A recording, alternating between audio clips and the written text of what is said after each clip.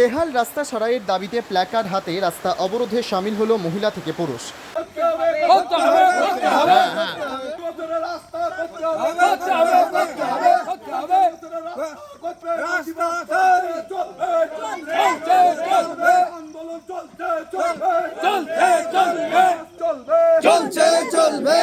তাদের দাবি অবিলম্বে রাস্তা সারাই করতে হবে।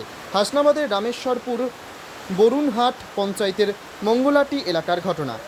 আমাদের রাস্তাটা দীর্ঘদিন ধরেই খারাপ আছে, প্রায় 50 বছর ধরে।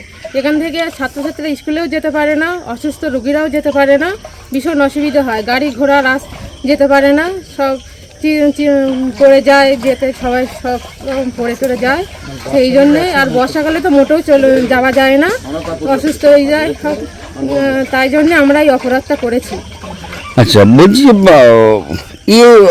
কত হাজার হাজার মানুষ সেখানে চলাফেরা করে, কিন্তু সব দিকে সব রাস্তা হয়েছে, কিন্তু আমাদের দিকটা হয়নি। বিডিও ও পঞ্চায়েতে অঞ্চলে সবাইকে বলা হয়েছে, কিন্তু তারা কেউ কিছু করেনি। তাই জন্য আমরা এটা এরকম অপরাধ করেছি, আন্দোলন করেছি। বিক্ষোভকারীদের অভিযোগ, মঙ্গলাটি মোড় থেকে মোচার মোড় পর্যন্ত রাস্তা বেহাল দশা। কোথাও ইট উঠে বড় গর্তে পরিণত হয়েছে, কোথাও রাস্তা ভেঙে পুকুরে চলে গেছে, আবার কোথাও বর্ষায় কাদা জমে চলাচলের অযোগ্য হয়ে গেছে। বহু বছর এই রাস্তার সারাই হয় না। ছাত্রছাত্রী ও অসুস্থ রোগী থেকে শুরু করে হাজার হাজার মানুষ এই রাস্তা দিয়ে প্রতিনিয়ত চলাফেরা করে। বেহাল রাস্তার কারণে প্রতিনিয়ত দুর্ঘটনা লেগেই থাকে। অবশেষে আজ এলাকার মানুষ বিক্ষোভ দেখাতে বাধ্য হলো।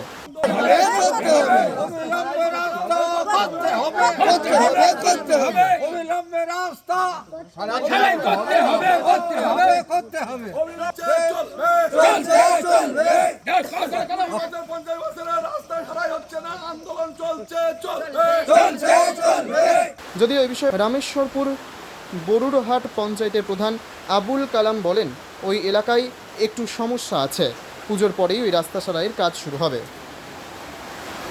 দাদা, এটা আমাদের দুটো পঞ্চায়েত মিলে, মানে বরুণহাট রামেশ্বর গ্রাম পঞ্চায়েত এবং পাটলিখানপুর গ্রাম পঞ্চায়েত, এই দুটো পঞ্চায়েত মিলে একটা স্কিম দেওয়া আছে।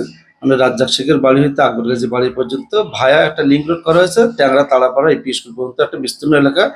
এই এলাকার স্কিমটা আমরা জেলা পরিষদে দিয়েছি এবং পুজোর পরপরই এই কাজটা শুরু হয়ে যাবে। এবং পাশাপাশি আমাদের পঞ্চায়েতের স্কিম দেওয়া আছে, ছোটোখাটো স্কিম, এর মধ্যেও কাজ করা হবে। ওখানে ওই দিকে একটু সমস্যা আছে, আশা করছি পুজোর পরপরই সব সমস্যার সমাধান হয়ে যাবে। বলছি দাদা, আপনি এখানে দাঁড়িয়ে আছেন কেন, কি সমস্যা? এই গাড়ি নিয়ে এসেছিলাম, ভিতরে একটা পেশেন্ট নিয়ে আসতে হবে আমাকে। তার সামনেই তো দেখতে পাচ্ছেন কত বড় খারাপ এখানটা। বাম সাইডে আবার পুকুর আছে। 2 ফুট রাস্তা এখন দেখতে পাচ্ছি যাওয়ার মতো। এই 2 ফুটের রাস্তা দিয়ে আমি কি করে যাব?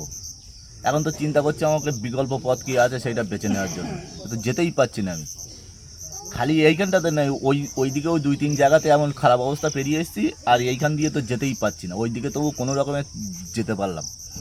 এখন দেখি কি করা যায়। এরকম অবস্থার মধ্যে দিয়ে আমাদেরকে দিনকে দিন চলতে হচ্ছে। সুকান্ত দাসের রিপোর্ট, পিবি বার্তা।